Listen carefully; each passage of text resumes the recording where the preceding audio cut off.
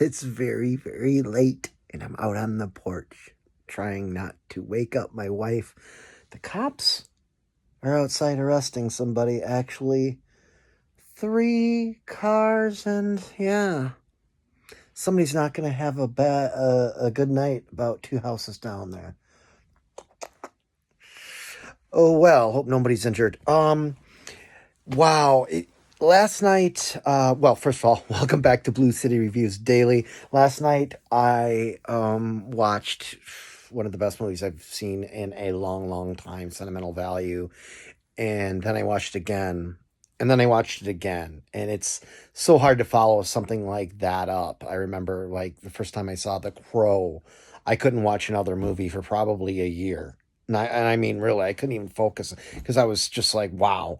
So, but I wanted to watch something and something quiet because my wife has not had a good weekend. And I remembered this little film I'd picked up at Barnes and Noble blindly, having seen or heard nothing about it.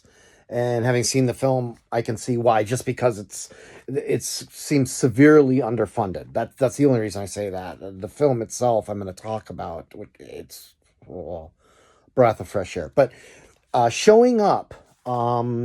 It's got some familiar faces, but it's Michelle Williams' show. The film, a lot like Sentimental Value. I'm not going to talk too much about it. This is going to be a short one, but the film is about a very peculiar, quiet, moderately depressed, to put it lightly, artist who is sort of being lured out of her shell by a perky yet unusual landlord of hers, who is also an artist, a fellow artist. And the movie, I guess you would say, is revolves around their budding friendship and a pigeon.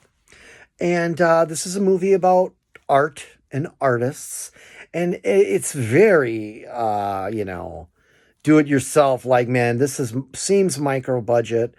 As I said, I bought it for Michelle Williams because I go back with Michelle Williams, her work deep. I recognized her talent. Not that I'm some know-it-all, ooh, the visionary or anything, but I recognized her talent way back sitting there watching H2O in the theater. Actually, her and Josh Hartnett have a scene together with no murders, no killing, no none of that. Halloween, H2O.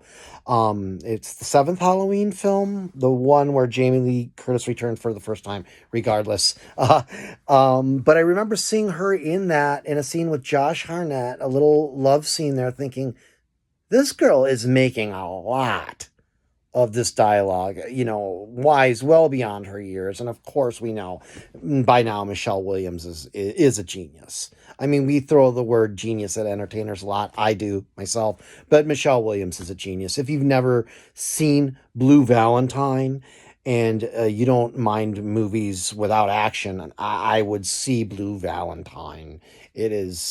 She does the best work, perhaps, I have seen. I mean, it's some of the best acting I've ever seen. I'll say that. In Blue Valentine, she's astounding. But anyway, she's the reason I picked this up. But this is a quaint, peculiar, subtle, slow, nuanced little movie that is about, the characters are a lot like the film itself. And it's not flashy at all. It's very lovable. I liked it. You have to be patient with it. But I will say that despite it moving slow when it was over, I was sad because I wanted it to keep going. I really enjoyed this movie. I'm not going to say too much about it. I hope I've said enough about it to where you can tell if it's for you or not. This is an art house film, in fact, so art house that our art house theater didn't get it as far as I know, or I would have went. I picked it up, as I said, at Barnes and Noble, just sitting there. Expensive, but I love Michelle Williams, so I used a little bit of my spending cash, and boy, am I not disappointed. I will definitely watch this again. Showing Up. If you only see one movie you've never heard of this year, check it out. Maybe it's available to rent. I don't know. It's pretty tiny.